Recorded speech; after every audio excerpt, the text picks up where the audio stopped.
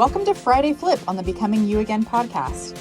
Every Friday, I take your divorce problems, conundrums, and questions and do a quick flip around to empower you to show up as the best you after divorce.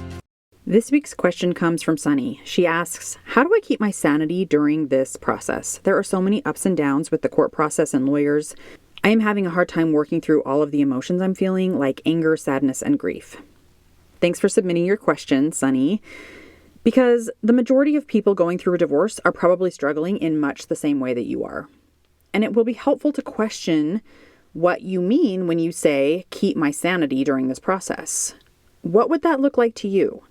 How would we know that your sanity has been kept?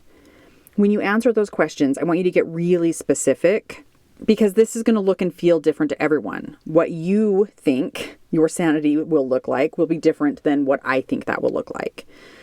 And so once you know specifically what this looks like for you, then you're going to have a better target to aim for when it comes to intentionally choosing thoughts that are going to serve you and help you feel what it is that you're wanting to feel on purpose.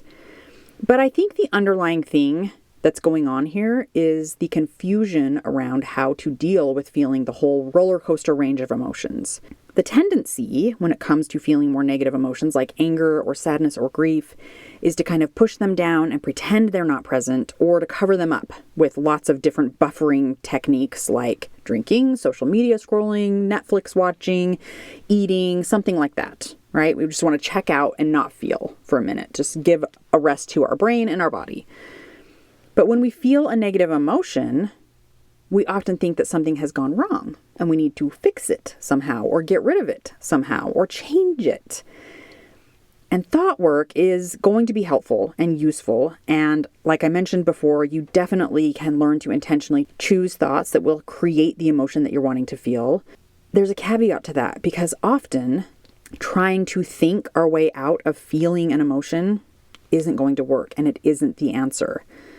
Sometimes, and this is actually more often than not, as I am learning and have learned through working with my clients and doing this on myself, is that you're going to have to open yourself up to and allow yourself to feel and process the negative emotion before you can even get to a place where changing the thought is going to work for you.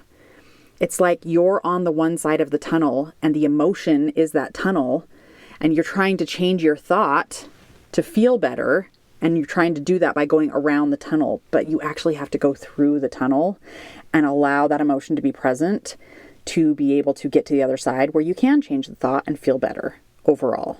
So you said you are having a hard time working through these emotions, and it may be that you haven't quite learned how to properly process through those emotions. It may be that you're resisting them without even realizing it, but the awareness that you have and your desire to work through them is a really great first step. Even just recognizing I'm feeling this anger, I'm feeling this sadness, I'm feeling this grief, and I want to know how to handle it. That's a good place to be because there's some awareness there. And that's always the first place we have to start, right? So the next step is going to be opening yourself up to those emotions and allowing them to be with you without needing to act out on them, without needing to change them or fix them. If you're not sure how to do that, then you can listen to my episode on processing emotions. I talk about that and teach how to allow your emotions to be present without acting on them. But also just being willing to notice that they're there is a really great first step. So you're doing great. You are on your way. Keep going. Thanks for that great question, Sunny. I will be back next week. That's your Friday Flip. Stay tuned for the weekly podcast episode that comes out every Monday. And remember, if you want more one-on-one help from me as your divorce coach to help you create an even better life than when you were married, then you need to schedule your free consult with me by going to www.karennelsoncoaching.com. Remember, that's Karen with an I.